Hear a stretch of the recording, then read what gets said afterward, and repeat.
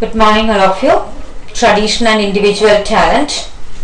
Continuation from paragraph number 12. Please make the presentation.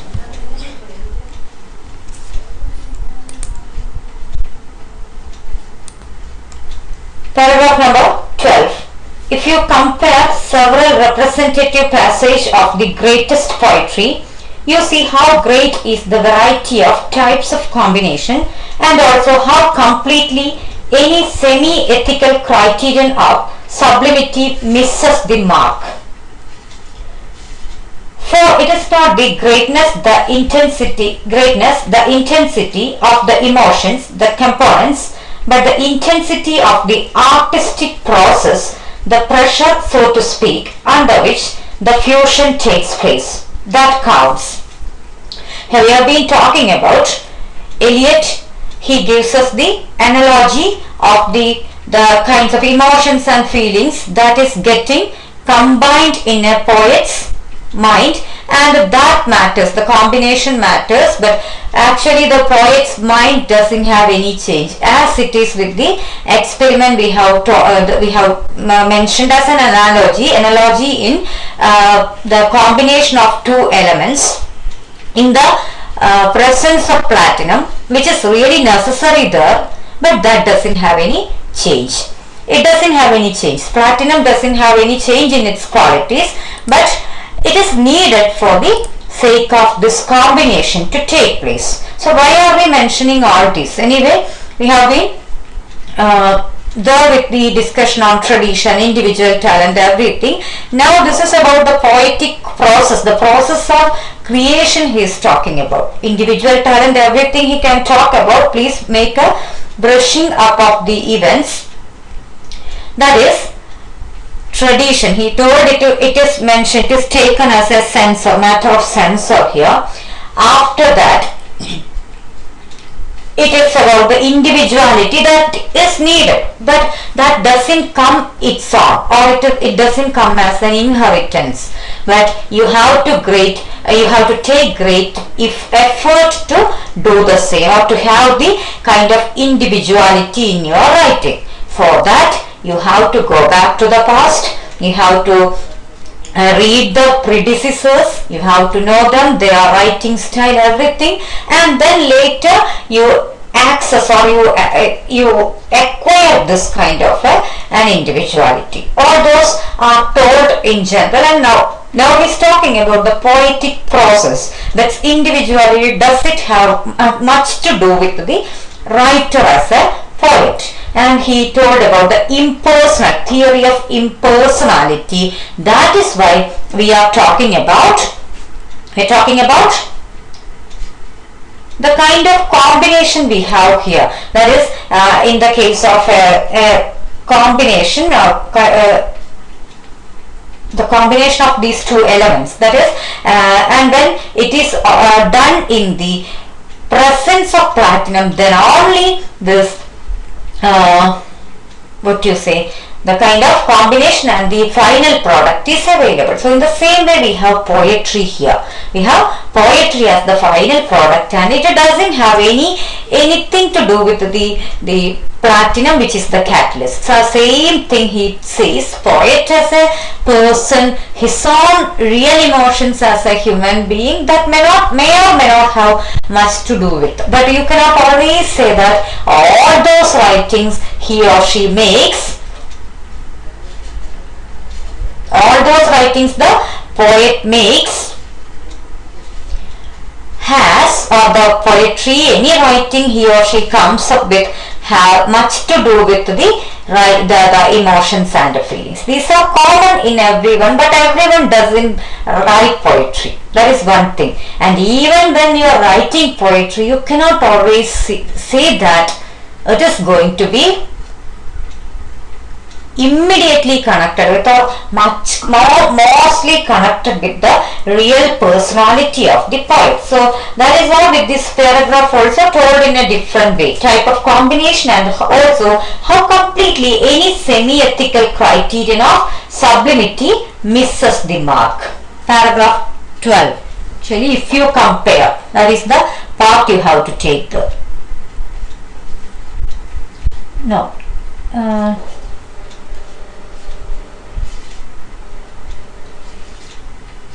The paragraph begins with if you compare several representative. Yeah.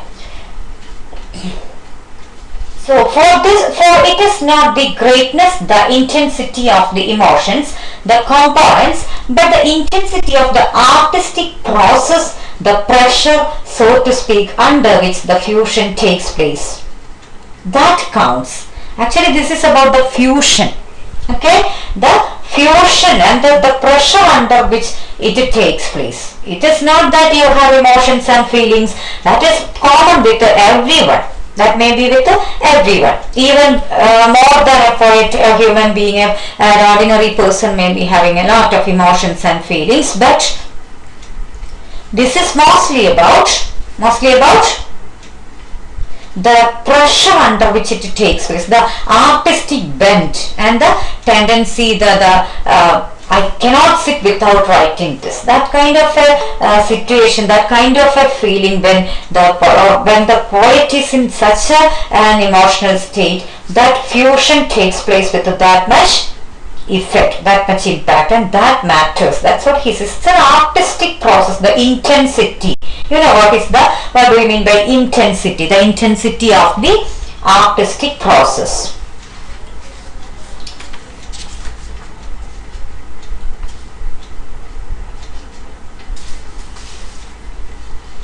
Just wait. Yes. And the episode of Paolo and Francisca employs a definite emotion, but the intensity of the poetry is something quite different from whatever intensity in the supposed experience it may give the impression of. So many writers are mentioned here. We cannot always discuss all the writings, all those what it tells about, what these writings tell about, but still we have to take care of what the point here Eliot means. Here, intensity of the poetry is something quite different from whatever intensity in the supposed experience it may give the impression of. So a person experiences something, and some of them choose to write something on that, some of them do not. That's why we have poets, writers separately. Some of those, even when they have a lot of experience, they do not often write poetry. That is the main difference. So here Eliot says the same thing. We cannot always say that the intensity of the emotion, the impact an experience has on the writer, the person, doesn't have much to do with the poetry. It is something different. The artistic process is something entirely different. Okay, and that's why he takes this analogy to show how platinum stays the same even after combination. The platinum remains the same, and so the same way, even after having all this experience, the writer as a person may be having a different take on that. The writing he or she goes for may have an entirely different plane. Okay, so let me give you an example. A very suffering kind of an experience, a very painful an experience. The writer may have, or in a poetry, if the writer writes like, the experiences of the sky make me so matured, I am very happy to be part of this, or maybe it is a process in which I build up myself because of that experience. Now I can, all this in a poetic form. Let us see, let us assume that he or she writes. To be simple, very positively he or she turns it or portrays it in his or her writing. But what about the same experience in the writer as a human being, as a person, may be taking years and years to come out of the shock of such a the painful experience, maybe suffering every moment because of the losses. But in writing you can sublimate it, you can portray it in an entirely different manner. That's why we always say that you cannot always assess the writer with the writings. They can write anything. That is again the freedom of expression. You cannot say that, yeah, he or she wrote it in that way, what kind of a liberal thought he or she presents in their stories and all. But what their life is, sometimes people have the tendency to say so. നമ്മൾ ചെയ്യലില്ലേ അങ്ങനെ? അവരെ എഴുതിയ കഥകളെല്ലാം എന്തൊരു കാര്യമാണ്, പക്ഷേങ്കിൽ അതെന്താ അവരുടെ ലൈഫ് അങ്ങനെ, അല്ലെങ്കിൽ അവരെന്താണ് ആ രീതിയിൽ സംസാരിക്കുന്നത്. Some people have a tendency to say so. But Eliot, that is why Eliot assures here, he wants to emphasize that you cannot connect that always. That is something entirely different. Okay. It is no more intense furthermore than Canto 26, the voyage of Ulysses, which has not the direct dependence upon art emotion. See, by the reference with the Canto, Ulysses, the human being, the mere poet, the mere human being, a poet who writes on something which is beyond our material experience. That is highly fantastic writing. See, a person traveling for 10 to 50 long years on the sea, or writing about some war which is just existing in their consciousness or imagination. So that is the way you people write. Some people write extremely upon fantasy, not at all anything immediately connected with their daily life experience or the immediate emotions and feelings. So Ulysses or any other Canto, any other writings which actually do not have anything to do with our personal experience. So that is the same way.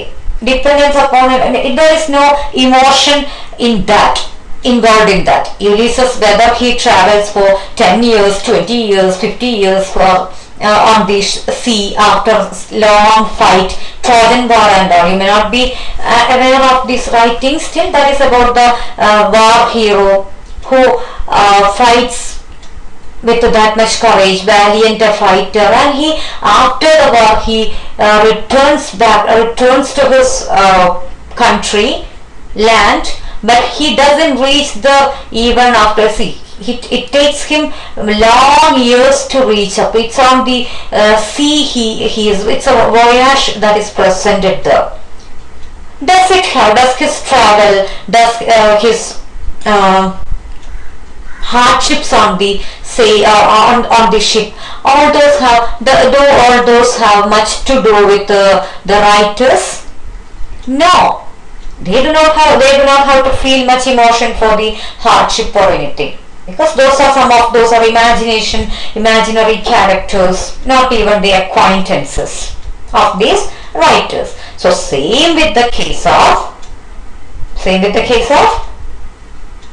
their own emotions when they present. So artistic process is something entirely different. That is the point Eliot wants to make here. Okay. And great variety is possible in the process of transmutation of emotion. It's about the transmutation of emotion. That is again a different thing. Transmutation is entirely different thing. So, or makes a different take on whatever material that is available. Transmutation. Okay. The murder of Agamemnon or the agony of Othello gives an artistic effect apparently closer to a possible original than the scenes from Dante. Some other writings which have more impact on the writer as well as the reader. Othello, the scene, Othello and the way he suffers with this. Any Shakespearean tragic heroes. Their sufferings have an impact on us, mainly because of the point that Aristotle himself makes, the tragic flow. Because their situation would have been better if they took the different choice, if they have made the different choice option. So this is the way it has an impact. Their sufferings may have an impact upon the reader as well as on the writer. But you cannot always say that that is completely 10% emotion involved the writing it is. Who is Othello to the writer? Who is Othello to us? We do not have much connection. But Shakespeare's own situations, problems may have much to do with his writings, but he says that it cannot be assured or you cannot always connect all the characters. Okay, in the case of a writer who writes only a few books, like 1 or 2 books, you can trace back the characters and the writer's personality. But what about a writer of number of books? Will you go in search of every character and try to trace it back with his or her personality? Literally it is impossible, right? So that is why Eliot says about stopping, or it's an obsession on our part to talk about the personality of the poet, or in being in search of the personality of the poet and the writings that is available on his or her own part.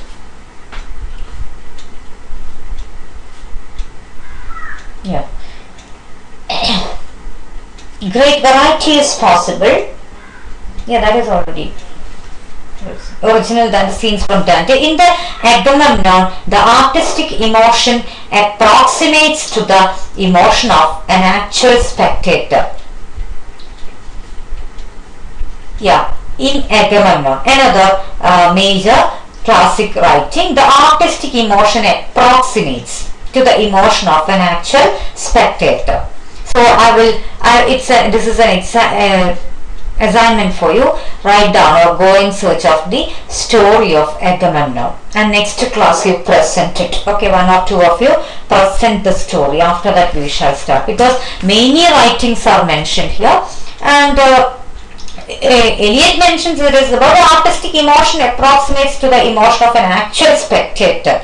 That is, some of the writings are that intense in its presentation and the matter of fact events, and that may have much impact upon the readers sometimes, writers sometimes, but that is not a guarantee that it has much to do with the personality of the writer or the emotional process or anything. In Othello, to the emotion of the protagonist himself, but the difference between art and the event is always absolute. But the difference between art and event is always absolute. The combination, which is the murder of Agamemnon, is probably as complex as that which is the voyage of Ulysses. So the complexity, the events presented in a writing, all those maybe have much emotional content. The sufferings presented have much to do with much moving tendency, moving impact in readers as well as writers as well as readers. Some writings, when even the movies, when you watch, we feel much for that.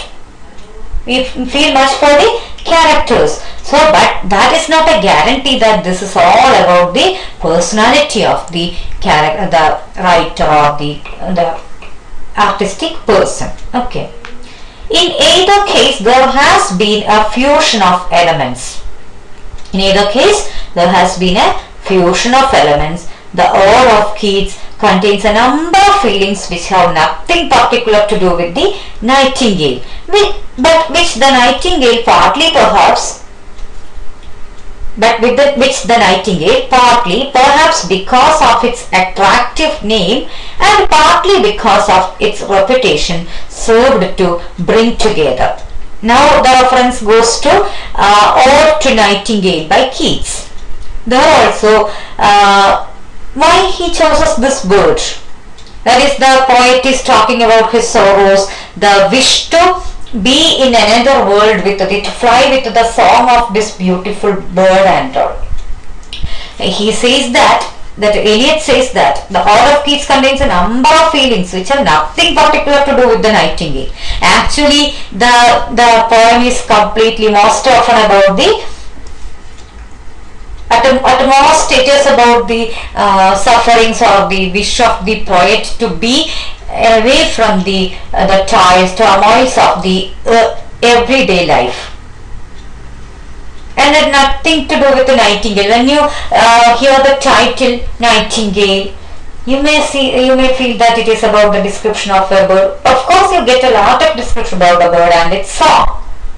Please go and just try to read the poem. Okay, but apart from that, much more with the person who is speaking. You cannot say that it is the poet. Always it is not it may or may not be the poet. That is why while appreciating a poem, for the sake of our safety, we say that the speaker, solitary reaper. When you describe something about the poem, you write down it a bit. For the safest mode, it is to write down the speaker, about the speaker. So that now these writers tell that I am the person who talked about that, I talked about this or that. No. Some persons may be giving it as a preface, or somewhere they may add it to be. But still, it is good that we can remove that attachment with the poet, and that is why Eliot is talking about the impersonality of the poet. Okay, theory of impersonality. So impersonality of the poet, not it's the theory of impersonality he gives importance to. That which the nightingale partly perhaps because of its attractive name and partly because of its reputation served to bring together. The poem or the song of the bird, and how this writer, the writer or the person who is speaking becomes one with the song, and how he writes about his wish to be in another world with the song of the bird. That is the theme of the poem. But we cannot always say that Keats was suffering much, and that time he wrote down the poem. Maybe while writing that poem he might be very happy. But in his usual life, or sometimes he may be very sad. This poem, when you read in connection with the Keats, only with the Keats, you may feel that Keats is a person without having any happiness in his life. So that is the reason why Eliot talks about to stay away from our tendency to attach the poetry, the poetic combination with the writer or the writer's own personality, life, all those. Okay, so that is it's about a warning that we get from Eliot to view the work of art as such. The appreciation process should not be contaminated with the over attachment you try to make upon the poet's personality or real emotions, real life events. Biographical criticism is there as another branch. Biographical details, to go in search of the biographical details and then talking about that. That is another point. But still Eliot is giving his own opinion in the criticism, art, artistic process, everything. Okay, that's all with that paragraph. Yeah. So continuation. The point of view which I am struggling to attack is perhaps related to the metaphysical theory of the substantial unity of the soul. The point of view which I am struggling to attack is perhaps related to the metaphysical theory of the substantial unity of the soul. For my meaning is that the poet has not a personality to express, but a particular medium, which is only a medium and not a personality, in which impressions and experiences combine in particular and unexpected ways. So that is what he wants to say. That is, you have the tendency to have a unity, every time to have a unity in discussion regarding poet, their emotion, everything. Metaphysical theory, substantial unity. That is the apparent unity you see with the writer and the writings. Let me read Keats' poem. Especially when it is about the sad themes, the suffering, themes of sufferings, definitely you have the tendency to immediately attach it with the writer's own life. That is what Eliot is against, totally against. He doesn't want that to happen in art criticism. So the poet has not a personality to express. He is not trying to, he or she is not at all trying to express the personality. You take that art as its own, for its own sake, and to express but a particular medium which is only a medium and not a personality. That emotion, feeling, and the poet's mind that you see and mistake for his own real personality is just a medium. When the combination takes place, his mind is there for the combination of those emotions and feelings, and the poetry writing takes place. Apart from that, why are you trying to attach it with the personality of the poet? That is the question he raises. Impressions and experiences which are important for the man may take no place in the poetry. Impressions, experiences which are important for the man may take no place in the poetry. And those which become important in the poetry may play quite a negligible part in the man, the personality. Very beautiful sentence. That is the main argument point of this part, this session. The whole paragraph, the whole description actually gets concluded in that way. That means the emotions and feelings which have much to do with the poet as a person may not have much to do with the poet as a creative human. Creative impressions and experiences which are important for the man may take no place in the poetry. That means all the emotions, all the sufferings, all the experiences, all the happiness, joy in the poet may not get expression in his or her writings. And those which become important in the poetry may play quite negligible. What do you mean by negligible? Very less, very low, very minute, negligible part in the man, the personality. That means sometimes when you take a poetry, when you take a fiction, you think that this has much to do with, or this is something with the writer wrought with the intense emotions and that much attachment may not have anything. Something that you cannot assure, because you cannot know, we always cannot go in search of the whole life and the emotions, feelings, the personality of any writer. That is beyond our reach, and an insensibility on our part. So that tendency is to be given up, and that is the kind of advice or instruction Eliot makes for the readers of different kinds of literature, works or artworks. Okay, so that's all with that paragraph. Actually, paragraph number 12, why I didn't divide or cut that paragraph, is something immediately connected with the former passage, so paragraph itself. So next, they will be having next paragraph have divided, because it is something kind of different turn on the events of discussion, but still connected itself. Here he talks about this artistic process and the whole ideas on this itself. Okay. Yes. Now I will quote a passage which is unfamiliar enough to be regarded with a fresh attention in the light or darkness of these observations. So he is going to get us a passage, a quote,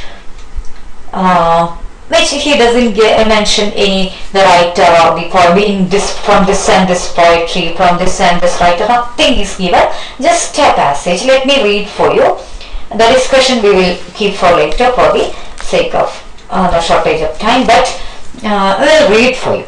And now, methinks I could even chide myself for doting, doting on her beauty, though her death shall be revenged after no common action. Does the silkworm expel her yellow labours for thee? For thee does she undo herself? Are lordships sold to maintain ladyships for the poor benefit of a bewildering minute?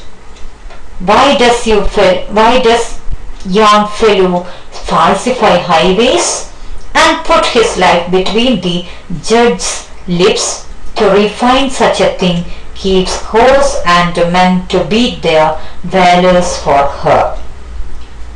Just try to read this form. It's just about reading. The analysis we will keep for later, don't worry, but still just try to read it once or twice by the next in the next class. When you come, just read and tell me what you get from that. For today's assignments are here. You have to go and search for just the plot or what it talks about. It's Agamemnon. The other writings I mentioned for you in the or to Nightingale. Still, it's good that, preferable that you go and read the poem. Just at least a few stanzas you try to read. I will send you the file today. And Agamemnon, you please go in search. That is better. One thing, the poetry file, even poetry, searching poetry on internet, you will have to be familiar with. That's very good. And again, Poetry Foundation, many other platforms are available where you get it very readily available. Okay, so that should you make it a practice actually to search for the study materials and all. It's not about, I'm not promoting you to search net for everything, depend net for everything, but still it's preferable that you have an independent mode of learning, especially in the online teaching platforms. Okay, thank you.